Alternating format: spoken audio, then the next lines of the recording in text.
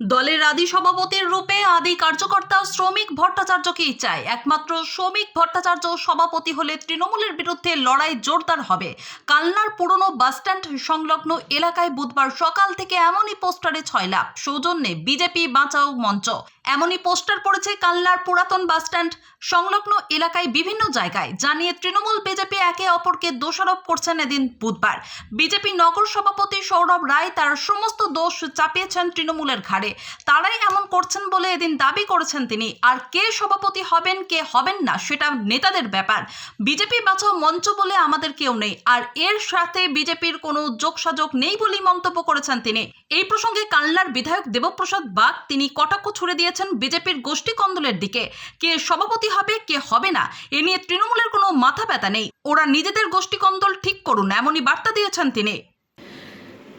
কালনা শহর জুড়ে একটা পোস্টার পড়েছে, যেখানে দেখা যাচ্ছে যে বিজেপি বাঁচাও মঞ্চ বলে একটা সংস্থা আছে, তারা একটি পোস্টার মেরেছে এবং কালনা শহর জুড়ে এই পোস্টারটা রয়েছে, যেখানে বলা হয়েছে একমাত্র শ্রমিক ভট্টাচার্য সভাপতি হলে পরে তৃণমূলের বিরুদ্ধে লড়াই জোরদার হবে। তাহলে বিজেপি লড়বে তৃণমূলের বিরুদ্ধে। এই পোস্টার কারা মেরেছে এবং কেন এই পোস্টার মারা, কি বলবেন আপনি? আমাদের বিজেপি বাঁচাও মঞ্চ বলে কোনো বিজেপির কোনো সাংগঠনিক স্ট্রাকচারে কোনো ধরনের সংগঠন নেই। এটা একটা পরিকল্পিত তৃণমূলের প্ল্যান। তৃণমূলের নেতারা 26-এ হারবে জেনে কানলা বিধানসভার মধ্যে এই ধরনের কাজ করছে। আর এই কাজ করতে গিয়ে তারা মানুষের মধ্যে দেখাতে চাইছে বিজেপির মধ্যে দ্বন্দ্ব আছে, কিন্তু অরিজিনালি সেসব কোনো ব্যাপার নেই। বিজেপি 26-এ ক্ষমতায় আসবে এবং কানলা বিধানসভায় জিতবে। আর আমার তো মনে হয় যারা রাতের অন্ধকারে এইসব পোস্টারগুলো মারছে, সিসিটিভি দেখে চয়ন করলেই আপনারা জানতে পারবেন যে অ্যাকচুয়ালি কারা এগুলো কাজগুলো করছে। এগুলো বিজেপির ভাবমূর্তি নষ্ট করার চেষ্টা করছে, আর এর জন্য পুরোপুরি তৃণমূল নেতৃত্ব দায়ী আছে। আমাদের সাংগঠনিক প্রক্রিয়া পার্টির নির্বাচন প্রক্রিয়ার মাধ্যম দিয়েই হয়। আমাদের মণ্ডল সভাপতি এবং জেলা সভাপতি নির্বাচন প্রক্রিয়া চলছে। এরপর আমাদের রাজ্য সভাপতি নির্বাচন হবে। মাননীয় শ্রমিক ভট্টাচার্য মহাশয় আমাদের রাজ্যসভার সাংসদ। আর আমাদের দলের নীতি আদর্শ মেনেই নির্বাচন প্রক্রিয়ার মাধ্যমেই আমাদের রাজ্য সভাপতি নির্বাচন হবে, এবং রাজ্য সভাপতি যিনি নির্বাচিত হবেন তার নেতৃত্বে আগামী 26-এর নির্বাচনে আমরা ঝাঁপিয়ে পড়ব এই আশা রাখি।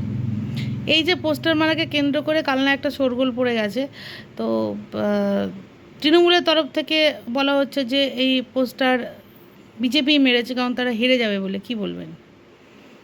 আপনি নিশ্চিত থাকুন, 26 সালের নির্বাচনের ফলাফলে আপনি নিশ্চিত দেখতে পাবেন যে কানলা বিধানসভা এবং কাটোয়া সাংগঠনিক জেলায় আরও 3-4টে বিধানসভা আমরা 2026 সালে জিততে চলেছি। আর তার ভয়েই তৃণমূল এই কাজগুলো বিজেপির মধ্যে গোষ্ঠীকন্দল আছে এটা দেখাতে চাইছে, কিন্তু এইসব করে কোনো লাভ হবে না। যারা এর মধ্যে যুক্ত আছে আপনারা, আমি একটু আগেও বলেছি, সিসিটিভি ফুটেজ দেখুন, তাহলে সব কিছু। এই নিয়ে কি আপনারা কোনো পদক্ষেপে নামবেন? না, আমাদের ওই কোনো বিজেপি ওই মঞ্চ বলে ওইসব কোনো বিষয়ই নেই। কারা করছে কি করছে এখন মানুষের কাছে তারা যাবে।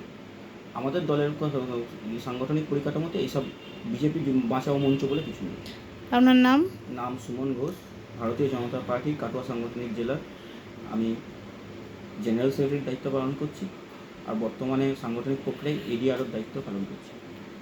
হ্যাঁ, দেখুন, কালনায় বিজেপি বাঁচাও মঞ্চের যে পোস্টার করেছে তার পরিপ্রেক্ষিতে এটাই আমাদের বলবো যে বিজেপি যারা করে তারা কখনো বিজেপি বাঁচাও মঞ্চের নামে কোনো কাউকে সভাপতি করার কথা বলে না, কারণ বিজেপি একটি পার্টি উইথ দ্য ডিফারেন্স। এখানে একটা সাংগঠনিক পদ্ধতি আছে, পদ্ধতি মেনেই নির্বাচন হয়, আর তার দ্বারাই রাজ্য সভাপতি জেলা সভাপতি নির্বাচিত হয়। তো সে তার সাংগঠনিক পদ্ধতি চলছে। তো বিজেপি যারা লোক তারা জানে বিজেপি সাংগঠনিক পদ্ধতিতেই সভাপতি নির্বাচিত হয়, সেখানে কারোর নাম দিয়ে বা কাউকে চেয়ে এরকম ব্যাপারটা নয়। তাই বিজেপি লোকেরা এরকম কাজ করতে পারে না। এটা বকলমে তৃণমূল বাঁচাও মঞ্চ। তৃণমূল বুঝতে পারছে যে আগামী বিধানসভা নির্বাচনে, 26 বিধানসভা নির্বাচনে এই জেলায় বিজেপি ভালো ফল করবে। কালনা বিধানসভা বিজেপি জিততে পারে, পরিস্থিতি সেরকম তৈরি হচ্ছে ধীরে ধীরে। এই জেলার 3-4টি সিট বিজেপি জিতবে। তো সেই জায়গায় দাঁড়িয়ে তৃণমূল ভয় পেয়ে এখন তৃণমূল বাঁচাও তো বলতে পারে না। তাই তৃণমূলকে বাঁচানোর জন্য বিজেপি বাঁচাও মঞ্চের নাম দিয়ে তারা দেখাতে চাইছে মানুষের কাছে যে বিজেপির মধ্যে একটা কোন্দল চলছে, এরকম বিজেপি বাঁচাও মঞ্চে এই করেছে। এরকম নয়, বিজেপি যথেষ্ট বেঁচে আছে, তাদের 12টা এমপি, তাদের 77টা এমএলএ, এবং আগামী দিনে নিরঙ্কুশ ভ্রষ্ট দিনে পশ্চিমবঙ্গে বিজেপি ক্ষমতা আসবে, এটাই বলবো। বিজেপি বাঁচাও কমিটি পোস্টার মেরেছে যে সেখানে শ্রমিক ভট্টাচার্যকে তাদের দলের সভাপতি করবার জন্য দলীয় নগর সভাপতি বিজেপি তারা বলছে এটার সাথে তৃণমূল যোগ সালিশ করে আমাদের মধ্যে বিভেদ সৃষ্টি করছে। এই বিষয়ে আপনি ওদেরকে সভাপতি হবে না হবে সেই বিষয়ে আমরা নাক গলাতে যাবো কেন?